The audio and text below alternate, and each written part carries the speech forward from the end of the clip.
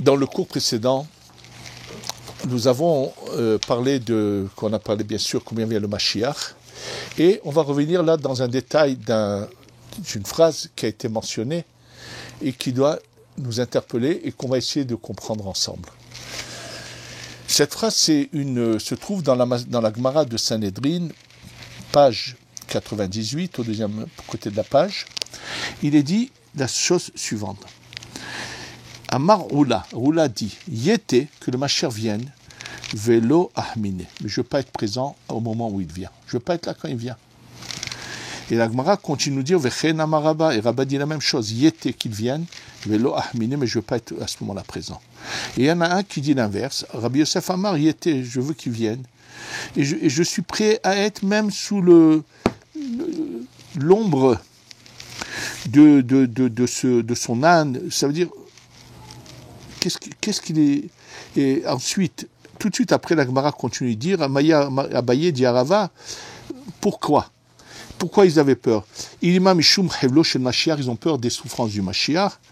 Voilà qu'il y a marqué comment on peut être sauvé des souffrances du Mashiach.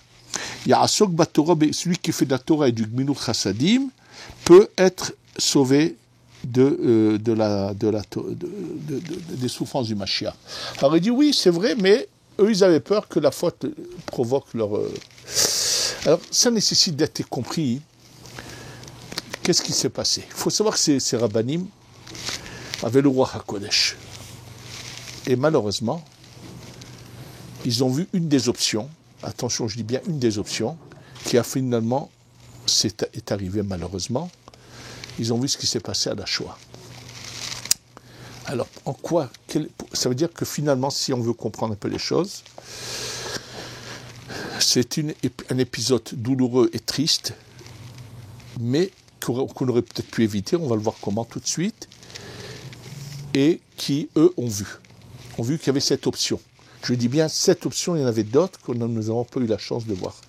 Pourquoi je parle de cette option? Je voudrais vous rappeler qu'il est dit que lorsque Yaakov Avinu dort dans son chemin vers Hané pour se marier, et qu'il arrive au Har Moriah, il dort là-bas, et on nous dit qu'il a un rêve, et dans ce rêve, il voit une échelle, en fait, c'est marqué dans le Midrash, il voit tout ce qui va se passer, tous les exils,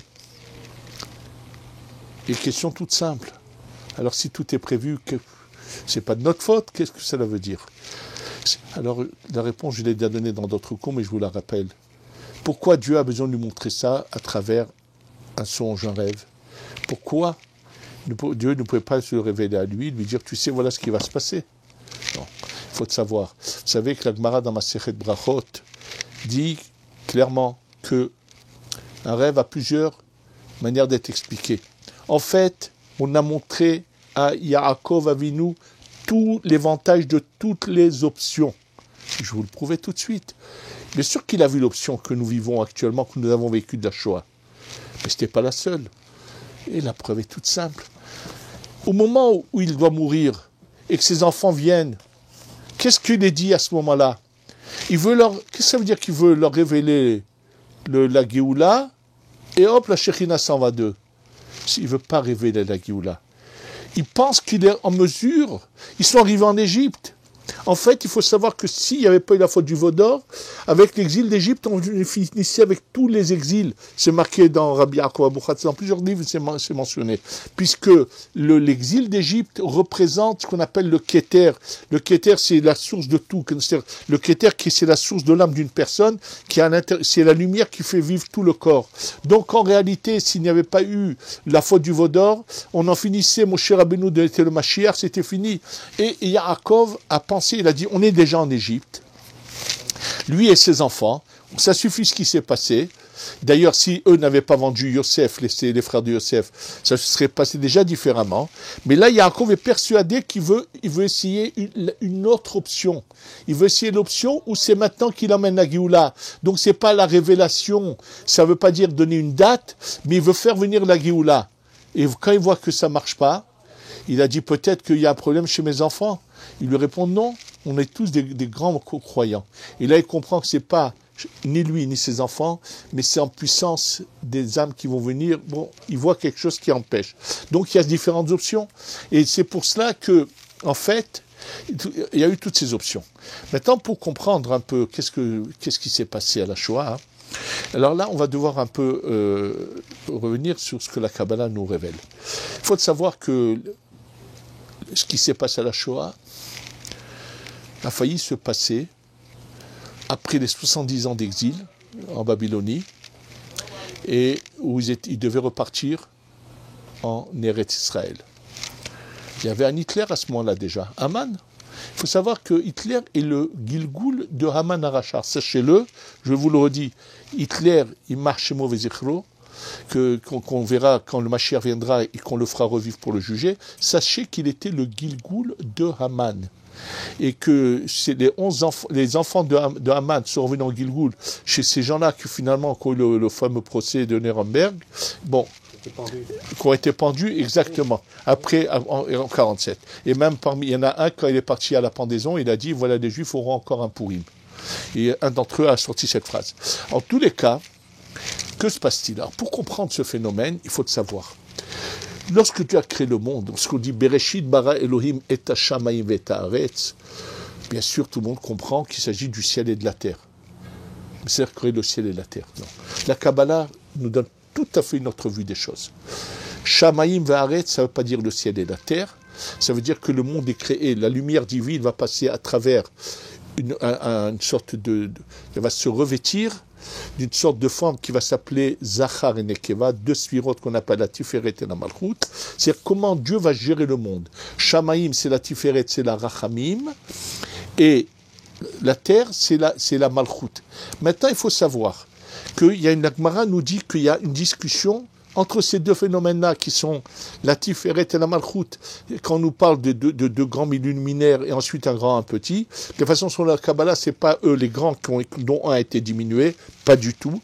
Les deux grands sont à leur place où ils sont, et quand la lumière descend plus bas pour gérer la terre, à ce moment-là, il va y avoir un grand, un petit. Pourquoi? Parce qu'à ce moment-là, il y a un choix. Dieu veut nous gérer. Il y a deux manières de nous gérer. La manière forte, et ce qu'on appelle Dina de Malchuta Dina, le din de la Malchut, c'est le din, c'est un roi qui est strict, celui qui ose enfreindre les lois est puni immédiatement. Dieu sait qu'on n'est pas capable de supporter cela. Donc, il va faire passer la lumière par ce qu'on appelle la Tiferet. La Tiferet, c'est la Rachamim, c'est ce qu'on appelle Shamaim, c'est ce qu'on appelle le soleil, et l'autre on l'appelle la lune, c'est la terre, ça revient au même. Et il faut savoir que Dieu a fait exprès un monde imparfait pour nous laisser le choix ou de le parfaire ou d'abîmer. C'est ça le choix qu'on a du libre arbitre, de récompense et de punition. Donc, on sait qu'au temple, il y avait ce qu'on appelle les krouvim, les chérubins. Et ne faites jamais cas de tout ce que vous pouvez voir comme image. Elles vous faussent l'esprit. C'est complètement faux. Parce que dans les images, on voit un qui est là, qui sont comme ça. Ça n'a rien à voir. En fait, ils sont vraiment... C'est deux corps en or. Un est masculin, c'est un homme, et l'autre est une femme. Et ils sont ou des fois dos à dos, ou bien ils sont face à face, unis comme un couple qui est en train de s'unir. De quoi s'agit-il? C'est qu'à travers ces krouvim, ces chérubins du Beth Amikdash, il y avait l'image de la manière dont Dieu gère le monde. Et dans cette gérance du monde, dans cette paracha que nous venons de lire, il est dit que Adam et Chava étaient dos à dos. C'est une des formules qui est mentionnée à la Gemara. Dieu sait, les coupe, ce qu'on appelle la Netzira, et fait revenir la femme devant. Quand on doit faire une chirurgie, qu'est-ce qu'on doit faire? On doit endormir la personne. Alors sachez que là-haut aussi, à chaque fois qu'il y a la Géoula, la délivrance, quand le peuple se revient sur sa terre, c'est qu'on se retrouve face à face. Mais avant ce face à face, pendant tout l'exil, ils sont dos à dos. Et il faut faire une chirurgie. Et maintenant, quand ils sont dos à dos, c'est le Zachar, c'est le masculin, l'homme, c'est la Rachamim qui gère le monde, qui est vraiment supportable. Mais il y a un problème très grave. Au moment où doit se passer cette chirurgie, et il va falloir donc séparer la Malchoute et la faire venir devant, à ce moment-là, la lumière divine qui passe à travers ce qu'on appelle la Tiferet, c'est une forme de plus simple pour vous de le dire, cette sphère qu'on appelle la Tiferet, mais qui est un corps, toute la lumière se retire et ce corps-là est endormi. C'est-à-dire qu'il ne gère plus le monde. Et d'ailleurs, comme le dit le Harizal, ça va nous expliquer ce qui s'est passé au moment de Purim, puisque ça correspond à ce qui s'est passé avec nous maintenant. Dans la Megillah, il est dit Yeshno Amehad, Mefouza Amfourad, quand Aman vient raconter à Achashverosh, pouvait parler du peuple juif, le mot Yeshno, cherchez-le dans tout le Tanakh, il n'existe pas en hébreu. Quand on veut dire il y a un peuple, Yesh Amechad. Le mot Yeshno, avec le Yesh, avec nous Nevav, vous le trouverez nulle part. C'est un mot qui est apparemment pour dire il y a un peuple Yesh Amechad. Pourquoi Yeshno? Et là, les Chazal nous disent que c'est Esther, quand elle a écrit avec Ruach HaKodesh, elle dit attention à Aman, quand il vient se présenter à Achashverosh et qui veut l'encourager à ce qu'on anéantit le peuple d'Israël, quel est son argument? Ils sont avant le retour en Israël et maintenant leur Dieu est en train de dormir. Yashen hu Eloha shel ele. Ce mot Yeshno veut dire Yashen, c'est le Chazal qui dit dans le Midrash. Yashen hu, il dort, leur Dieu. Donc ça veut dire qu'Aman est en train de convaincre Achashverosh, c'est l'opportunité. Maintenant, celui qui doit gérer le monde par la miséricorde est en somnolence. Et le monde est dirigé par la Malchoute. Et donc la Malchoute, en ayant prise sur elle, on peut la dominer, celle qui est le plus proche des forces négatives, et celle qui gère par la dureté, et donc on aura le dessus. Ils auraient réussi. Celui qui a sauvé la situation, c'est Mordechai. Mordechai est une Neshama qui est à l'image de Moshe Rabbeinu, mais du côté féminin. Et c'est la lumière de la Neshama de Mordechai qui va venir sauver la situation. Sinon, Aman prévoit, il y aurait eu, que Dieu réserve, une Shoah avant le retour en Eretz Israël. Il faut savoir que ce qui s'est passé dans l'exil de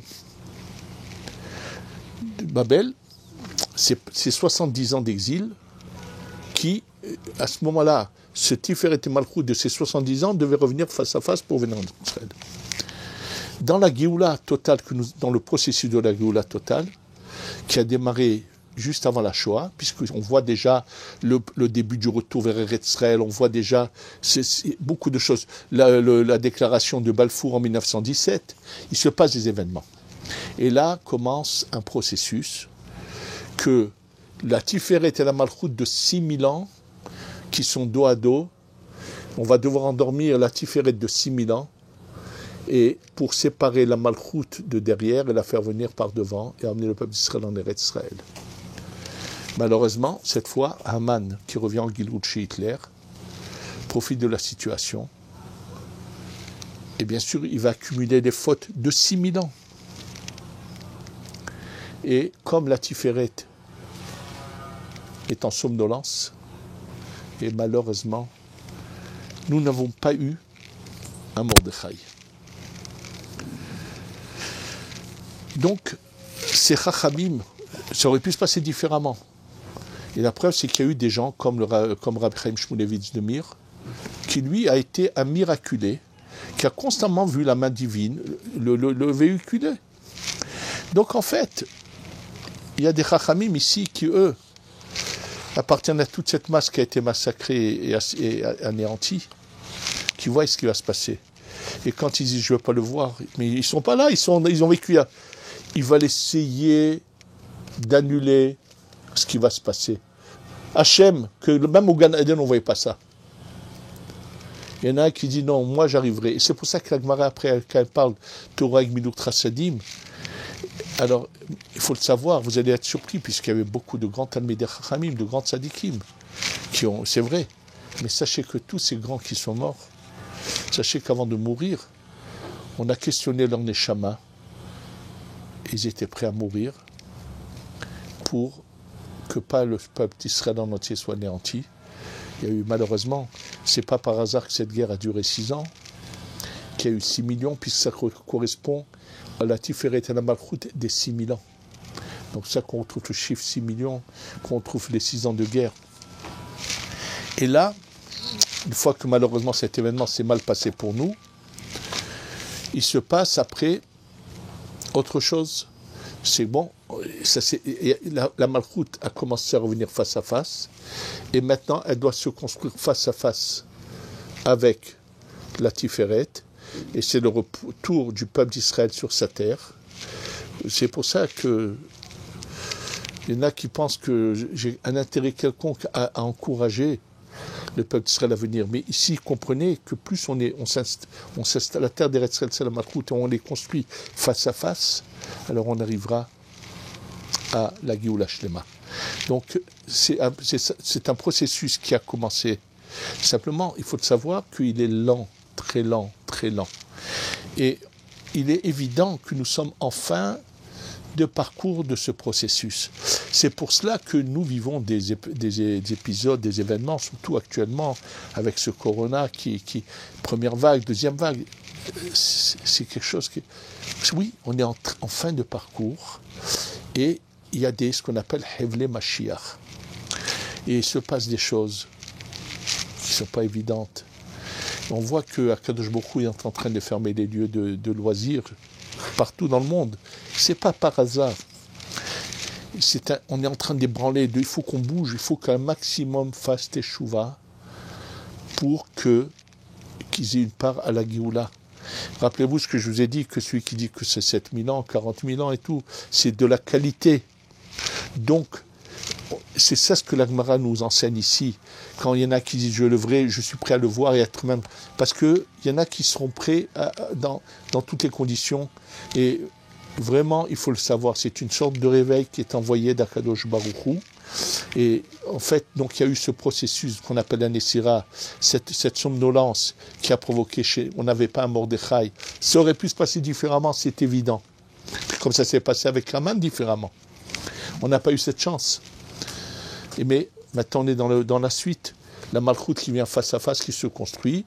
Au fur et à mesure que la Malchut se construit et on va arriver au bout, le Beth Amikdash, troisième Beth Amikdash, va descendre. Et je le répète, le troisième Beth Amikdash, l'homme n'a rien à faire dedans.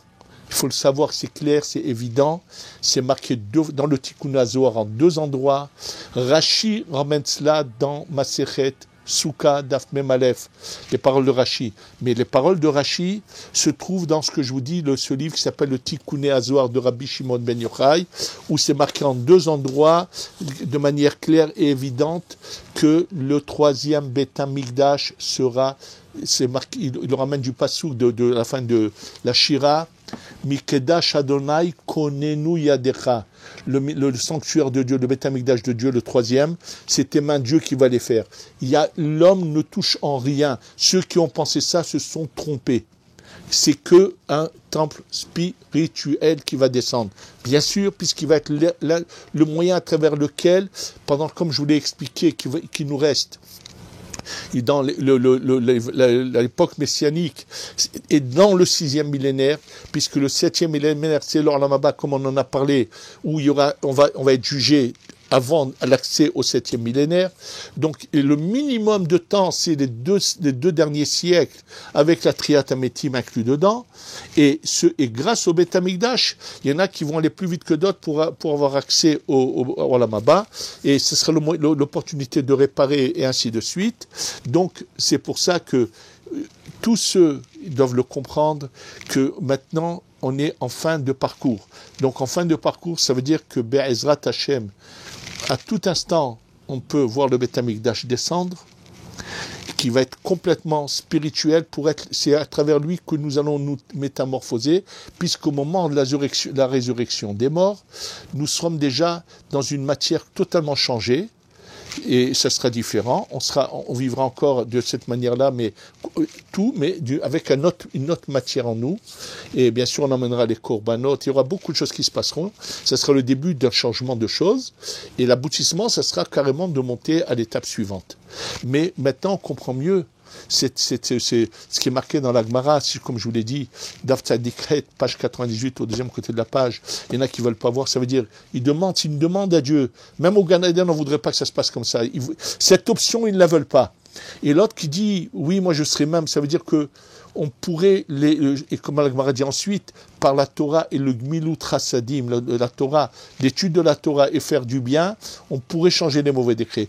Comme on n'a pas fini, même maintenant, il faut se renforcer dans l'étude de la Torah et le Gmilut Chesed pour que la fin de cette étape soit bonne. C'est-à-dire que ce qui nous se passe actuellement, qui fait souffrir beaucoup de gens, ça s'arrête.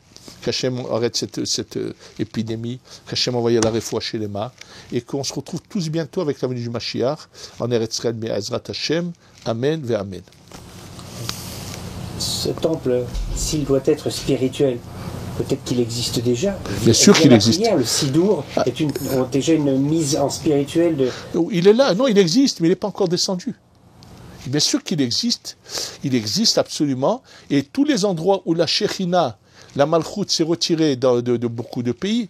Vous avez des pays où il n'y a plus du tout de Juifs qui habitent. L'Irak, l'Algérie, il y a beaucoup d'endroits où il y avait de grandes communautés. Ça a fini. Ça veut dire que dans tous ces endroits-là, la Shekhinah est rentrée chez elle et elle est déjà au Beth Amikdash. Donc il est évident que maintenant elle est surtout dans ce Beth Amikdash qui est déjà édifié là-haut, et c'est pour ça que c'est qu'il va la chercher, et il nous a d'ailleurs emmené à tous ceux qui sont là, Hachem peut aller les chercher, et bien sûr que la Shekhinah essentiellement se trouve déjà dans sa maison qui est déjà prête, c'est ce troisième Beth Amikdash qui est spirituel, qui n'a qu'à descendre seulement, il est déjà construit. Il faut juste qu'il descende. Alors, Be'ezrat Hashem, qu'on le voie bientôt descendre. Et qu'on ait la Géoula Shlema. Amen.